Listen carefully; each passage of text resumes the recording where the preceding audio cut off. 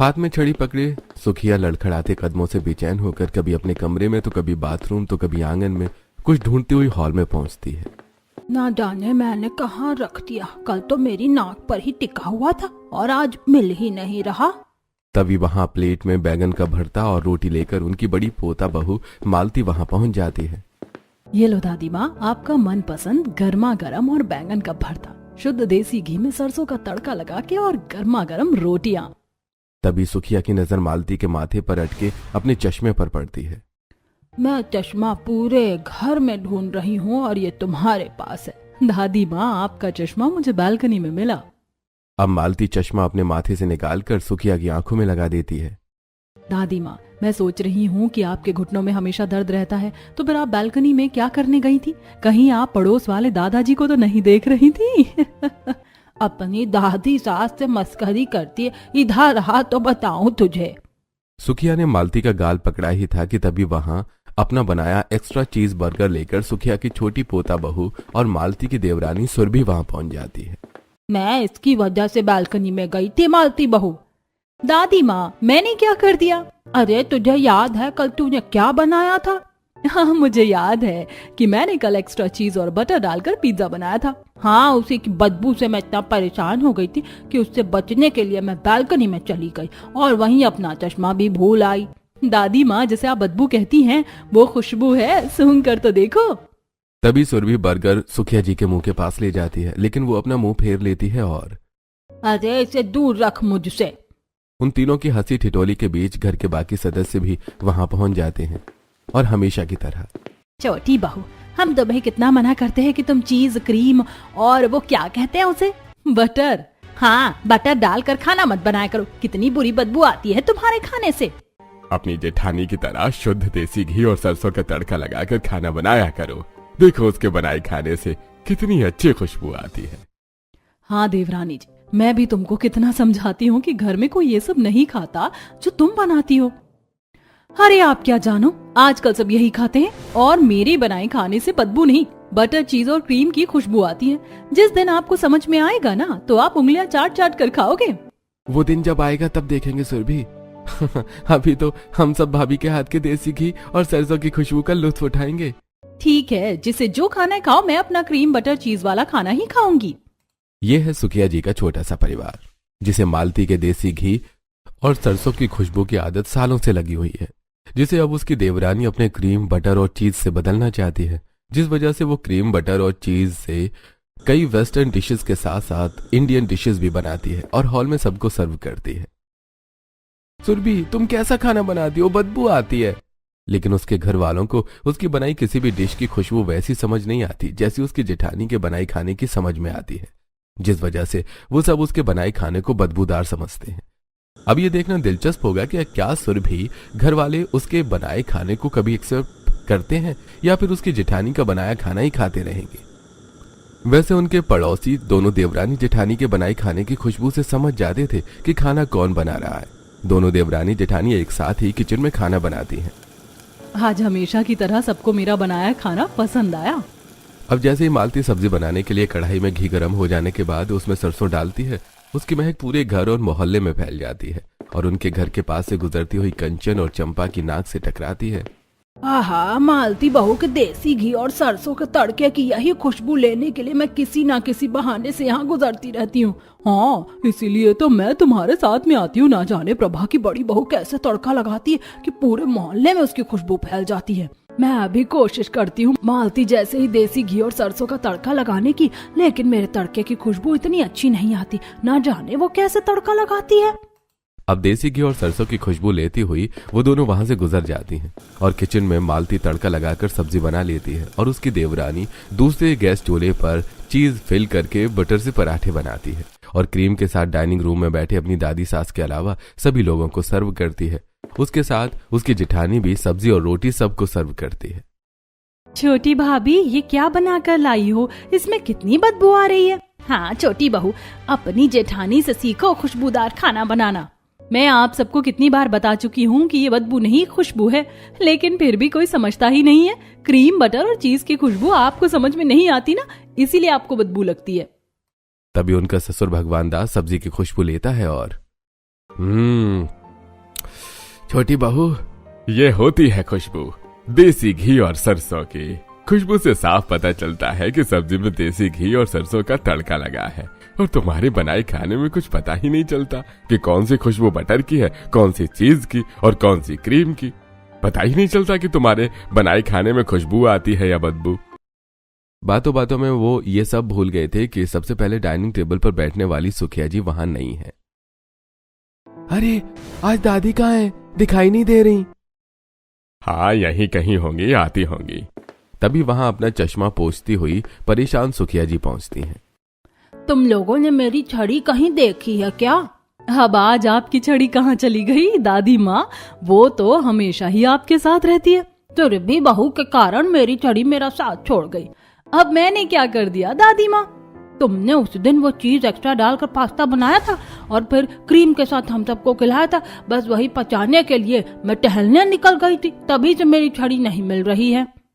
तभी वहां सुखिया जी की छड़ी लिए पड़ोसन सुधा की बेटी मिली आती है और उन्हें छड़ी देते हुए, दादी ये लो अपनी छड़ी, इसे आप कल पार्क में भूल आई थी। वो तो अच्छा हुआ मैं भी वहीं थी तो ले आई, नहीं तो आप ढूंढती ही रह जाती।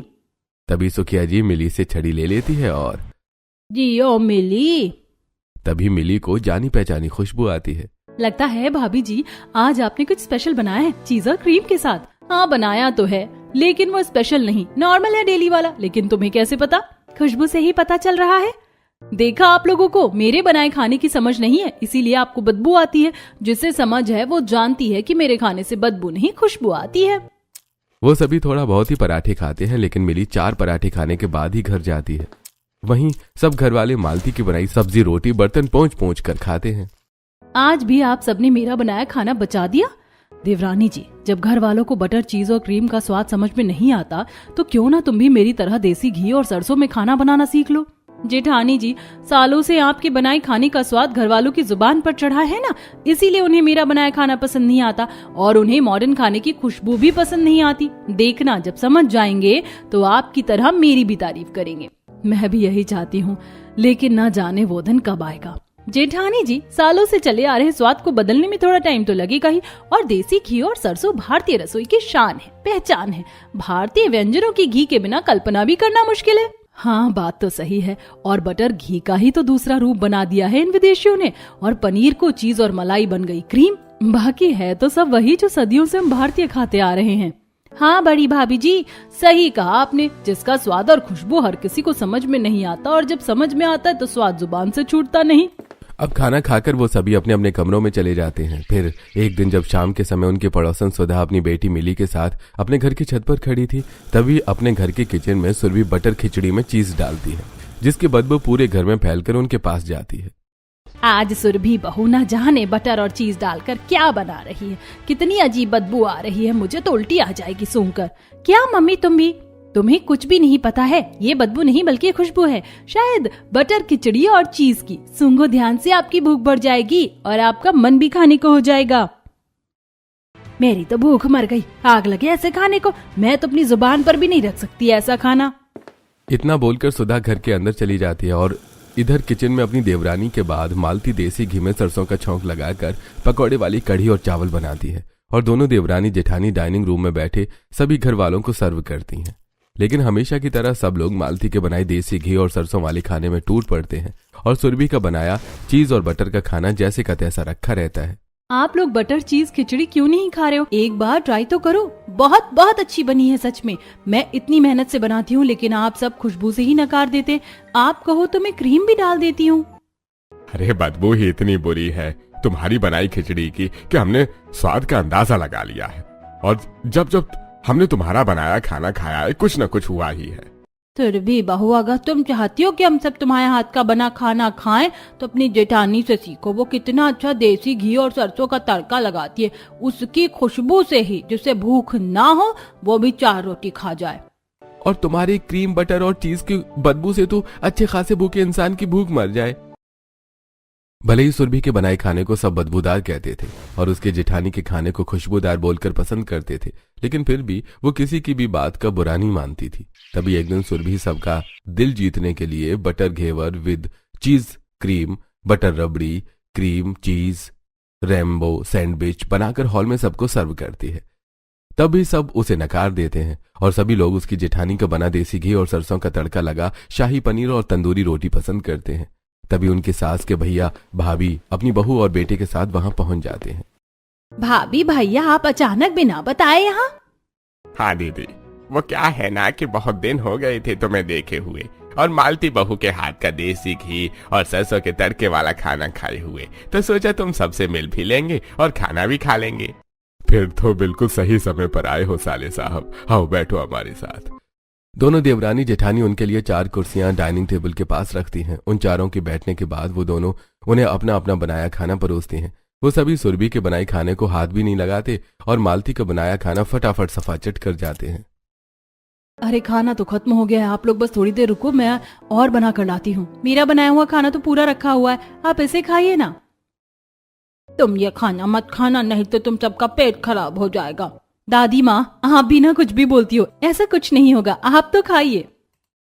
उस दिन वो सभी सुरभि का बनाया खाना खा लेते हैं और कोई शिकायत नहीं करते। और फिर अगले दिन दोनों देवरानी जेठानी मिलकर किचन में खाना बना रही होती हैं और जैसे ही मालती मसूर दाल बनाने के लिए घी गर्म करके उसमें मसूर की दाल के आटे का घोल कढ़ाई में डालती है तो उसकी खुशबू पूरे घर में फैल जाती है, जो हॉल में सब लोगों के साथ बैठे प्रभा के भैया भाभी और उनके बेटा बहू सूंघते हैं।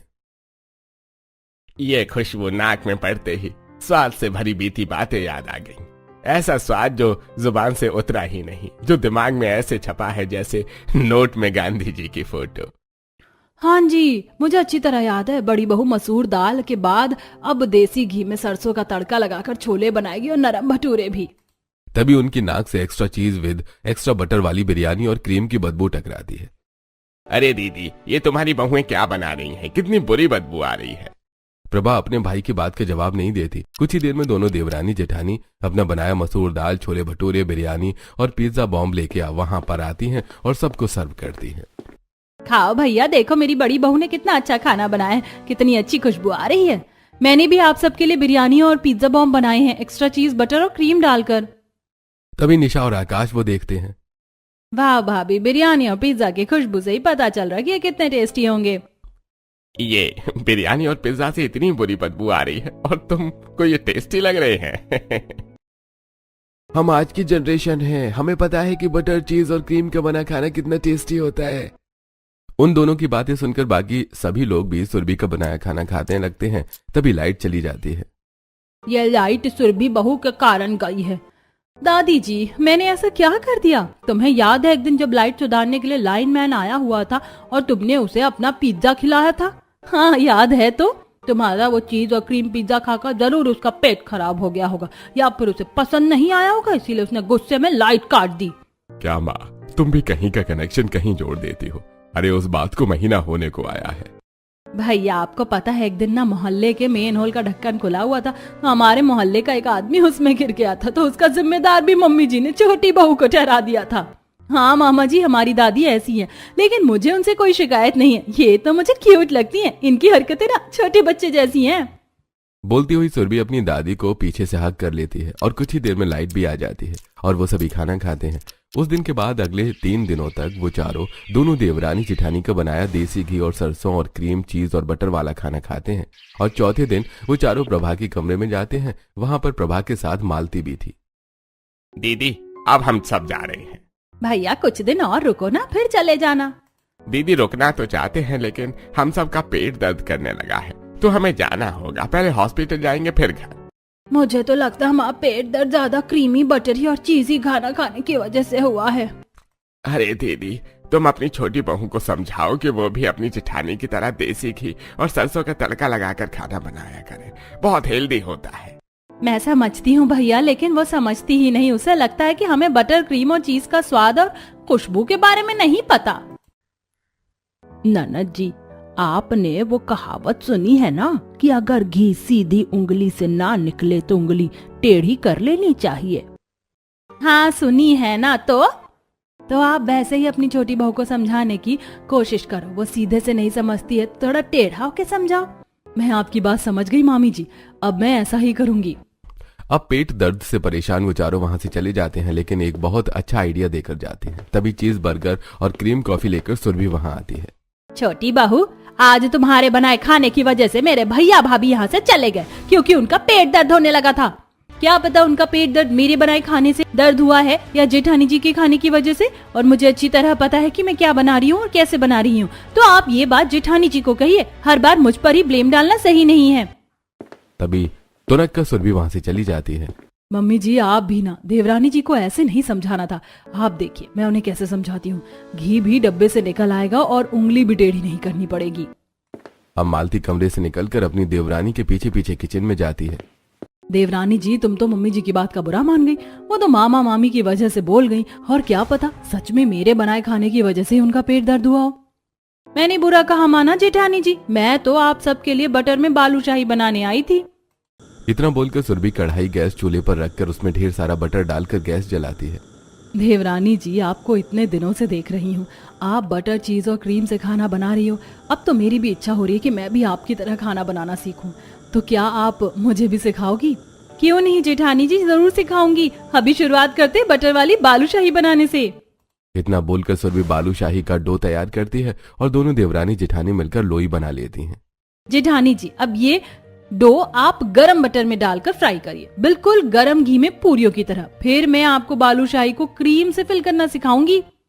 मालती जानबूझकर डो हल्के बनाती है, जिससे वो कढ़ाई में डालते ही बटर में फैलने लगते हैं और कढ़ाई का सारा बटर खराब हो जाता है। अरे देवरानी जी, कढ़ाई का सारा बटर तो खराब हो गया, अब क्या होगा?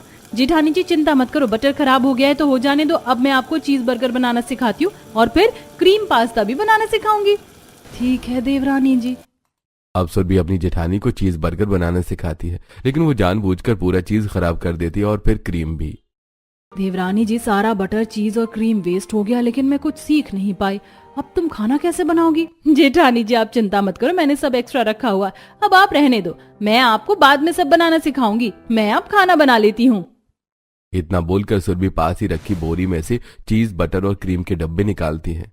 अरे यार मेरा प्लान तो फेल हो गया, अब मैं क्या करूं? क्या सोच रही हो जेठानी जी? मैं आपके प्लान के बारे में सब जानती हूँ। मैंने आपकी बातें सुनी थी, लेकिन आपको नहीं पता कि मैं हमेशा एक्स्ट्रा स्टॉक रखती हूँ। सोचती हुई सुरभि चीज बर्गर और बटर खिचड़ी बनाने लगती है, जिसकी खुशबू हॉल में बैठे सभी घर वालों तक जाती है। अरे ये क्या, मैं तो उम्मीद लगाए बैठी थी कि आज छोटी बहू के हाथ का खाना नहीं खाना पड़ेगा, लेकिन चीज बटर की बदबू आने लगी। मतलब बड़ी बहू अपने प्लान में फेल हो गई। तभी कुछ ही देर में सब लोगों को घी और सरसों की खुशबू आती है।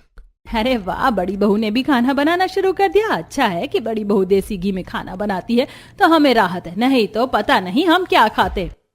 कुछ ही देर में दोनों देवरानी जेठानी अपना अपना बनाया खाना लाकर उन्हें सर्व करती हैं, और हमेशा की तरह वो सभी मालती का बनाया देसी घी और सरसों का खुशबूदार खाना तो पूरा खाते हैं, लेकिन सुरभि का बनाया खाना थोड़ा सा ही खाते हैं। जेठानी जी की प्लानिंग तो मैंने फेल कर दी। अब मैं क्या करती हूँ वो आप सब देखिएगा। उसके अगले दिन शाम को दोनों देवरानी जेठानी ग्रोसरी स्टोर जाती हैं। सुरभि बटर क्रीम और चीज लेती है तो वहीं उसकी जेठानी देसी घी और सरसों खरीदती है। दोनों देवरानी जेठानी सामान खरीद कर पैदल ही घर जा रही थी।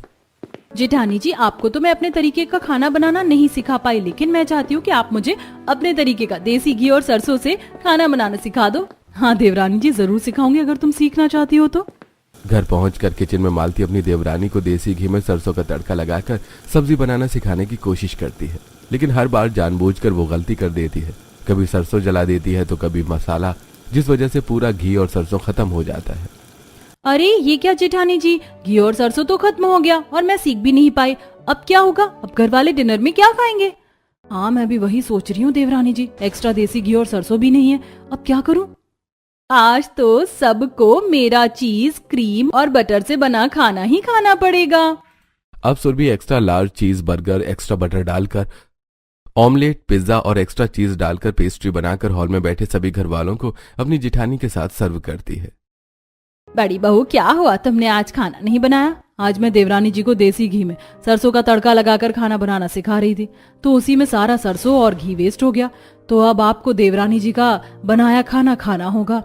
अरे यार इसमें से कितनी बदबू आती है। अरे बदबू नहीं है ननद जी, आप खाओ तो सही, ये खुशबू है जो आप लोगों को समझ में नहीं आती थी, लेकिन अब समझ में आएगी। उस रात पहली बार मजबूरी में पूरा परिवार सुरभि का बनाया क्रीम बटर और चीज वाला खाना खाता है। अरे छोटी बहू, ये बटर और चीज वाला खाना खाकर हमारा पेट भारी हो गया है, तो आज हम सभी वॉक पर चलते हैं। हाँ हाँ चलो ना।